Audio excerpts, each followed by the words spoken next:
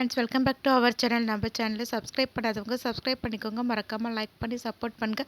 நாளைக்கான எபிசோடில் என்ன நடக்குது பார்த்தீங்கன்னா, மாறன் குல்ஃபி சாப்பிட்டுட்டு வீரா கிட்ட என்னை பார்த்துக்கிட்டே இருந்தால் மனசு மாறிடும் போல் அப்படின்னு வந்து கேட்பாங்க. அது கேட்ட வீரா, நீ என்ன பேசினாலும் என்னோட மனசு மாறாது அப்படின்னு சொல்லி படுத்துப்பாங்க. அதை பார்த்த உடனே மாறன் மனசுக்குள்ளேயே, நீ என்கிட்ட என்ன கோவப்பட்டாலும் எனக்கு அது பெருசாக தெரியாது, ஏன்னா குழந்தைங்க கோவப்பட்டால் நம்ம கோச்சிப்போமான்ற மாதிரி யோசிச்சுட்டு அவர் பார்த்தீங்கன்னா குல்ஃபி சாப்பிட்டுட்டு இருப்பாங்க. நெக்ஸ்ட் சீனில் வள்ளி ஃபீல் பண்ணி உட்காந்து அழுதுட்டு இருப்பாங்க. அப்போ ராமச்சந்திரன் அந்த இடத்துக்கு போயிட்டு தட்டில் சாப்பாடு கொண்டு போயிட்டு வள்ளிக்கிட்ட சாப்பிட சொல்லி கொடுப்பாங்க. வள்ளி வந்துட்டு எனக்கு வேண்டாம் அப்படின்வாங்க. அப்போ ராமச்சந்திரன் வந்து வள்ளிக்கிட்ட சொல்லிட்டு இருப்பாங்க, எனக்கு எவ்வளோ கஷ்டமாக இருந்தது தெரியுமா, இன்னைக்கு நடந்ததெல்லாம் அவ்வளோ வலிச்சது எனக்கு, இது வரைக்கும் இந்த மாதிரி ஒரு அசிங்கத்தை நான் பார்த்ததே கிடையாது அப்படின்வாங்க. அதை கேட்ட வள்ளி வந்துட்டு, அண்ணன் நீ இது வரைக்குமே சாப்பாடு கீழே இறஞ்சா கூட அதை வேஸ்ட் பண்ணக்கூடாது அப்படின்னு சொல்லியிருக்க, ஆனால் இன்னைக்கு நீ சாப்பாடு தட்டோட தூக்கி விசிறி அடிச்சுட்டு தெரியுமா, எனக்கு எவ்வளோ கஷ்டமாக இருந்தது அப்படின்வாங்க. அதை கேட்டால் ராமச்சந்திரனும், எனக்கு எல்லாமே புரியுது, நம்ம கோவப்படும் போது பண்ண நல்லது எல்லாமே நமக்கு மறந்து போயிடுது. உனக்கு ஒரு விஷயம் ஞாபகம் இருக்கா வள்ளி, நான் அப்போ வேலை செஞ்சுட்டு இருக்கும்போது புடவையெல்லாம் கொண்டு போய் வித்துட்ருப்பேன், அப்போ காசு கொண்டு வந்துட்டு உனக்கு சாப்பாடு வாங்கி கொடுப்பேன், நீ எப்பவுமே பட்னியாக இருக்கக்கூடாதுன்னு நினைப்பேன், ஆனால் வாரத்தில் 2 நாள் நீ பட்னியாக இருக்கிற மாதிரி எனக்கு ஆகிடும். அப்போவே நான் முடிவு பண்ணிவிட்டு தூரமாக கொண்டு போய் புடவைங்கள்லாம் விற்க ஆரம்பித்தேன். ஆனால் எனக்கு இப்போ நீ இப்போ சாப்பிடாம இருக்கிறத நினைக்கும் போது ரொம்ப கஷ்டமாக இருக்குது அப்படின்னு சொல்லிட்டு இருப்பாங்க. அதை கேட்ட வள்ளி வந்துட்டு, அண்ணன் மாறன் ரொம்ப நல்லவண்ணே அப்படின்வாங்க. அதை கேட்டால் ராமச்சந்திரன், ஆமாம் அவன் எங்கே நான் சொல்கிற பேச்சை கேட்குறான்னு சொல்லு, நான் என்ன சொன்னாலும் ஏட்டிக்கு போட்டியாக எதுனா பண்ணிட்டு தான் இருக்கா அப்படின்வாங்க. அதை கேட்ட வள்ளி, அண்ணன் மாறன் உன்ன மாதிரியே நான் அவனுக்கு நிறைய நல்ல குணம்லாம் இருக்குது அப்படின்வாங்க.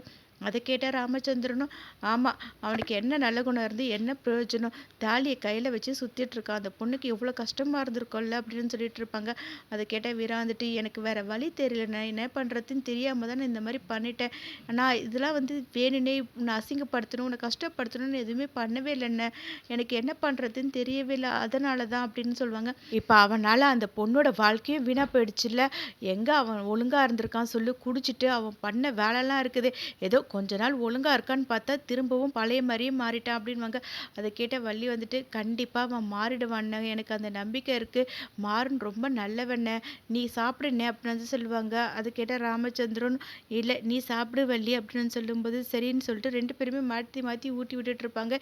எனக்கு அவன் மேலே நம்பிக்கையே இல்லை அப்படின்னு வந்து சொல்லும்போது அதுக்கு வள்ளி வந்து, அண்ணன் அப்போல்லாம் எதுவுமே நினைக்காதண்ணே எல்லாமே மாறிடும்னு சொல்லிட்டு இருப்பாங்க. நெக்ஸ்ட் சீனில் பார்த்தீங்கன்னா, வீரா வாசல் தெளித்து கோலம் போடுறதுக்கு வெளியே வரும்போது, எங்கே இவனை காணோம், இவன் வர்றதுக்குள்ளே நம்ம எல்லாத்தையும் முடிச்சுட்டு போயிடணும்னு நினச்சிட்டு பார்த்தீங்கன்னா வாசலை பெருக்கி தண்ணி தெளிக்கும் போது கரெக்டாக மாறன் அங்கே வந்து நின்றுட்டு, என்ன மூஞ்சில் அப்படியே அவ்வளோ சந்தோஷம் தெரியுது, நான் இல்லைன்னு நினச்சி தானே நீ சந்தோஷப்பட்ட, அதை நான் தூரமாக நின்று பார்த்துட்டு தான் இருந்தேன் அப்படின்னு சொல்லிட்டு தண்ணியை வாங்கி வாய் குப்பிச்சு முகத்திலலாம் கழுவிட்டு இருப்பாங்க. வீரா உட்காந்து கோலம் போட்டுட்டு இருப்பாங்க. பக்கத்து வீட்டு அக்கா வந்துட்டு, வீரா நீ என்ன பண்ணுற, நல்ல ஒரு கம்பி கோலம் மாதிரிலாம் போடாத, நல்ல பூக்கோலம் மாதிரி போடு, அப்போ தான் ஹஸ்பண்ட் அண்ட் ஒய்ஃப் ரொம்பவே சேர்ந்து சந்தோஷமாக இருப்பாங்க, கம்பி கோலம்லாம் வந்து போட்டால் பிரச்சனை வரும் அப்படின்வாங்க. அதை கேட்ட உடனே மாறன், ஓ இதில் இதெல்லாம் வேற இருக்கா, உனக்கு கோலம் போட வரலன்னு சொல்லி நான் போடுறேன் அப்படின்னு வந்து சொல்லிட்டு இருப்பாங்க.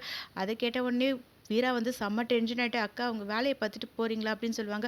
அதுக்கு அந்த அக்காவும், அம்மா ஒரு நல்லது சொன்னால் இந்த மாதிரிலாம் நீ பேசுவியா, போடி அம்மா அப்படின்னு சொல்லிட்டு அங்கேருந்து கிளம்பி போயிடுவாங்க. பிருந்தா பார்த்தீங்கன்னா அப்போ கொண்டு வந்து மாறனுக்கு காஃபி கொடுப்பாங்க.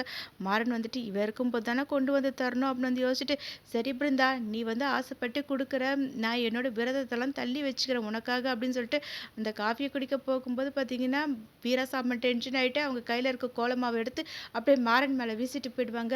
பிருந்தா என்னக்கா அப்படின்னு வந்து கேட்கும்போது, அது ஒன்றும் இல்லடி, கோலம் மாவு சரியில்லையா, அதான் தூக்கி விசிறி அடித்தா, அந்த இடத்துல இவன் நின்றுட்டு இருந்தா நான் என்ன பண்ணுறது அப்படின்னு பேசிட்டு அங்கேருந்து போயிடுவாங்க. அப்போ பிருந்தா துணியை கொடுத்துட்டு, தொடச்சிக்கோங்க மாமா இந்தாங்க காஃபி அப்படின்னு வந்து கொடுப்பாங்க. பார்த்தீங்கன்னா மாறனும் அந்த காஃபி வாங்கி குடிச்சிட்டு இருப்பாங்க. நெக்ஸ்ட் சீனில் பார்த்தீங்கன்னா, இங்கே வள்ளி வந்து சாமிக்கு பூஜையெல்லாம் போட்டு முடிச்சுட்டு ராமச்சந்திரன் கிட்ட, அண்ணன் நம்ம கண்மணி வீட்டுக்கு போயிட்டு மருமக 2 பேருமே கூப்பிட்டுட்டு வந்துடலாம் அப்படின்வாங்க. அதை கேட்ட ராமச்சந்திரன், அதெல்லாம் சரியாக வருமா அப்படின்னு வந்து கேட்பாங்க. அதெல்லாம் சரியாக வரும்னு, நம்ம போயிட்டு பேசி பார்க்கலாம் அப்படின்வாங்க. அதை கேட்டால் ராமச்சந்திரன் சரின்னு சொல்லுவாங்க. ராகவன் வந்துட்டு, நானும் கூட வரட்டுமா அப்படின்னு கேட்பாங்க. அதெல்லாம் ஒன்றும் வேணாம், நாங்களே பேசி கூப்பிட்டு வரோம் அப்படின்னு சொல்லிட்டு அங்கேருந்து கிளம்பி போயிடுவாங்க. இங்கே பார்த்தீங்கன்னா வீராவோட அம்மா தோசை சுட்டுட்டு இருப்பாங்க. அப்போ பிருந்தா போயிட்டு, மாமாக்கும் சாப்பிட கொடுக்கலாமா, அவர் எதுவுமே சாப்பிடாம பசியாக இருக்காரு அப்படின்வாங்க. அதை கேட்டால் அவங்க அம்மாவும், சாப்பிட கொடுக்கலாண்டி, ஆனால் அவங்க அக்காங்க 2 பேரும் தான் எப்படி பண்ணிட்டு இருக்காங்க, அதுவும் இல்லாமல் அவரை வாசலில் உட்கார வச்சு சாப்பிட கொடுத்தா அது நல்லாவா இருக்கும், ஆனால் இன்னைக்கு இவளுங்க என்ன பண்ணாலும் சரி, இன்னைக்கு அவங்களுக்கு சாப்பாடு கொண்டு போய் நம்ம கொடுக்கணும் அப்படின்னு அப்படின்னு பேசிட்டு இருக்கும்போது அங்கே கண்மணி வந்துட்டு நான் வேணா பெரிய தலைவலையில் கொண்டு வந்து தரட்டுமா, அவனை உள்ளே கூப்பிட்டு உட்கார வச்சு சாப்பாடு போடுறீங்களா அப்படின்னு வந்து கேட்பாங்க.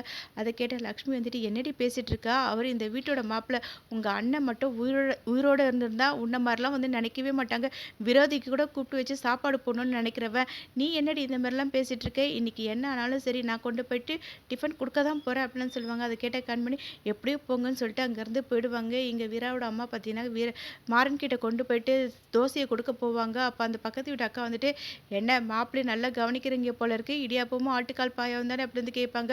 அவங்களும் ஆமான்னு சொல்லிட்டு தலையாட்டிடுவாங்க. அந்த அக்கா தண்ணி எடுக்கிறதுக்காக போயிட்டு திரும்ப தண்ணியை கொண்டு வரும்போது பார்த்தீங்கன்னா இவங்க தட்டில் வந்து தோசையை ஓப்பன் பண்ணிட்டு மாறன் கிட்ட இதுதான்ப்பா இன்னைக்கு அப்படின்னு வந்து சொல்லி கொடுப்பாங்க. அதை பார்த்த உடனே மாறன் வந்து எங்கே போனா இவன் இன்னும் வரவே இல்லையே, 20 நிமிஷத்தில் வருவேன்னு சொன்னானேன்னு வந்து பார்த்துட்டு இருப்பாங்க. இந்த அக்கா பார்த்தீங்கன்னா லக்ஷ்மியை பார்த்துட்டு மாப்பிள்ளை இப்படி தான் கவனிப்பீங்களா, பாவம் என்ன பண்ணுறது, இந்த மாப்பிள்ளைக்கு இப்படிலாம் பண்ணுறீங்க நீங்கள், அவருக்கு கொடுத்து வச்சது அவ்வளோதான் போல் அப்படின்னு புலம்பிட்டு அவங்க அங்கேருந்து போயிடுவாங்க. இங்கே தோசையை பார்த்துட்டு மாறிச்சா இது வேண்டாம் அப்படின்னு சொல்லிட்டு வெயிட் பண்ணிட்டு இருக்கும்போது பிஸாவை கொண்டு போய் கொடுப்பாங்க.